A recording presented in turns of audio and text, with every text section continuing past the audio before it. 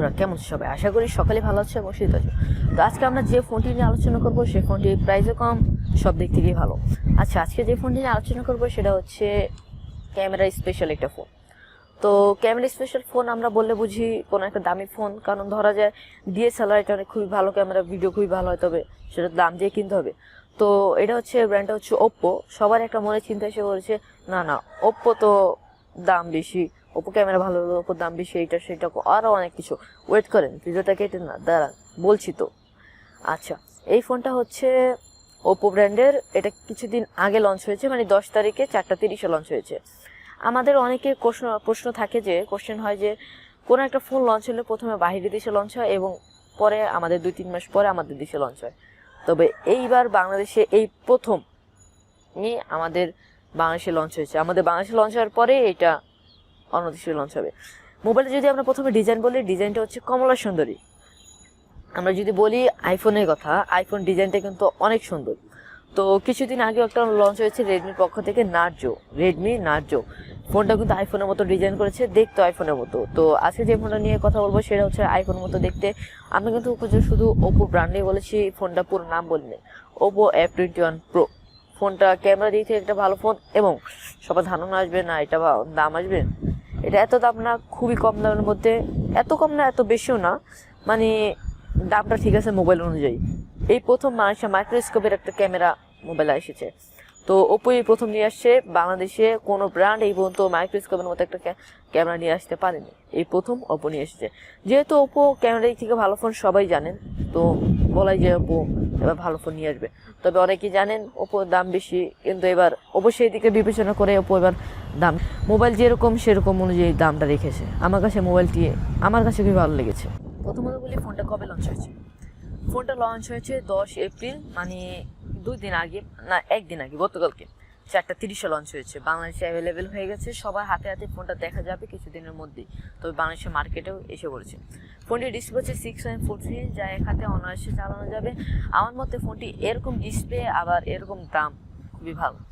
তো দামটা একটু পরে বলি। ডিসপ্লে হচ্ছে 6.4 ইঞ্চ এবং ওয়েট হচ্ছে 175 গ্রাম, যা একটা মোবাইলের জন্য ঠিক আছে। এরকম আমার মতে মোবাইলটা পারফেক্ট একটি মোবাইল ডিসপ্লের দিক থেকে। এবং ফোনটি ডুয়েল সিম সিস্টেম, কালার হচ্ছে 2টা, ব্ল্যাক এবং অরেঞ্জ। আমার ক্ষেত্রে অরেঞ্জ কালারটা খুবই সুন্দর, অরেঞ্জ কালারটাই আমার ভালো লাগে ব্ল্যাকের থেকে। তো এরকম অরেঞ্জটাই বেশি ভালো। ব্ল্যাকটা হচ্ছে কি শাইনি ব্ল্যাক না, আবার একেবারে ডিপ ব্ল্যাক না, মিডিয়াম।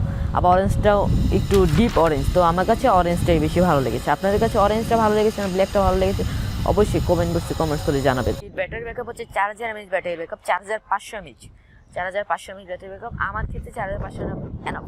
তো অনেক মোবাইলে দেখা যায় 6000 5000। তবে ক্যামেরা দিক থেকে স্পেশাল ফোন এর বেশি লাগে না। গেমের ক্ষেত্রে যদি করেন সাপোর্ট ব্যাটারিতে বেশি দেয়, তখন হয়তো 6000 7000 mAh ব্যাটারি ব্যাকআপ। যেমন ধরা যায় রেডমি 90, এটা গেমিং মোবাইল, এই প্রসেসরটাও গেমিং, এটা গেমের উদ্দেশ্যে মূলত বানানো হয়েছে, সেই জন্য 6000 mAh ব্যাটারি ব্যাকআপ। এবং ক্যামেরা দিকে যেসব ফোন এগুলো 4000 উপরে ব্যাটারি ব্যাকআপ খুবই কমই দেয়। এবং কিন্তু ওপো মোবাইলটাতে কিন্তু 4500 mAh ব্যাটারি ব্যাকআপ দিয়েছে, আমার ক্ষেত্রে ভালো লেগেছে চার্জিংয়ের ব্যাপার থেকেও। এবং চার্জিং হচ্ছে ফাস্ট চার্জিং সিস্টেম, 33 ওয়াটের ফাস্ট চার্জার। আমার কাছে বেশিরভাগ ফোনই দেখা যায়, গেমিং ফোনও কিন্তু 33 ওয়াট দিয়ে থাকে না, 20 ওয়াট 15 ওয়াট 22 ওয়াট। ক্যামেরা ফোনে যে 33 ওয়াট চার্জার দিবে, এটা আমি শুনে অবাক। চলে যাওয়া যাক অন্য সাইডে। এবার আমাদের দ্বিতীয় সাইড হচ্ছে ক্যামেরা হচ্ছে ফ্রন্ট ক্যামেরা 32 মেগাপিক্সেল, যেটাই বলছিলাম আর কি এতক্ষণ। 32 মেগাপিক্সেলের ক্যামেরা ভালো হবে না কেন ফ্রন্ট ক্যামেরা 32 মেগাপিক্সেল, যা কিনা মাইক্রোস্কোপ বলা যায়। যেমন ধরা যাক আপনার হাতে যখন ক্যামেরাটা ধরা হয়, পশমের গোড়া পর্যন্ত দেখা যায় খুব ক্লিয়ার। আমার কাছে মোবাইলের ক্যামেরার দিক থেকে খুব ভালো লেগেছে। যদি আপনি ক্যামেরার দিক থেকে একটা মোবাইল চান কম প্রাইজে ভালো একটা মোবাইল, তবে এই মোবাইলটা আপনার জন্য বেস্ট একটা মোবাইল, এটা চয়েস করতে পারেন। চিপসেট হচ্ছে কোয়ালকম স্ন্যাপড্রাগন 680, যা আমার ক্ষেত্রে একেবারে ঠিক আছে। এবং আমরা চলে যাই এটা র্যাম হচ্ছে 8GB এবং রোম হচ্ছে 128GB। র্যাম ও রোম এর থেকে বেশি লাগে না, 4GB হচ্ছে এনাফ। আর 8GB র্যাম। ফ্রি ফায়ার হয়তো এখানে মিনিমাম 500টা ফ্রি ফায়ার ডাউনলোডই করা যাবে। তো একটা ফ্রি ফায়ার হলেই তো যথেষ্ট, তাই না? কম্পিউটারের মতো সেট আপ দিয়েছে এটাতে। তো আমার কাছে 8GB RAM 128GB ROM enough. ফোনটি প্রসেসর হচ্ছে অক্টাকোর 24G8Z এবং অপারেটিং সিস্টেম হচ্ছে অ্যান্ড্রয়েড 11। তো সব দিক দিয়ে ঠিক আছে, প্রসেসর ঠিক আছে, প্রসেসরটা গেমিং দিয়েছে, আমার এদিক দিয়ে ভালো লেগেছে। এবং এই মোবাইলটি তৈরি হয়েছে বাংলাদেশে, মেড ইন বাংলাদেশ। এবং মোবাইলটির দাম এবার বলি। এই ক্যামেরা মাইক্রোস্কোপ ক্যামেরা এবং ক্যামেরা স্পেশাল ফোন হিসাবে 27,990 টাকা আমার ক্ষেত্রে ঠিক আছে। ওপোকে অসংখ্য ধন্যবাদ যে সর্বপ্রথম এই দেশে, প্রথমেই বাংলাদেশেই এই ফোনটা লঞ্চ করা হয়েছে।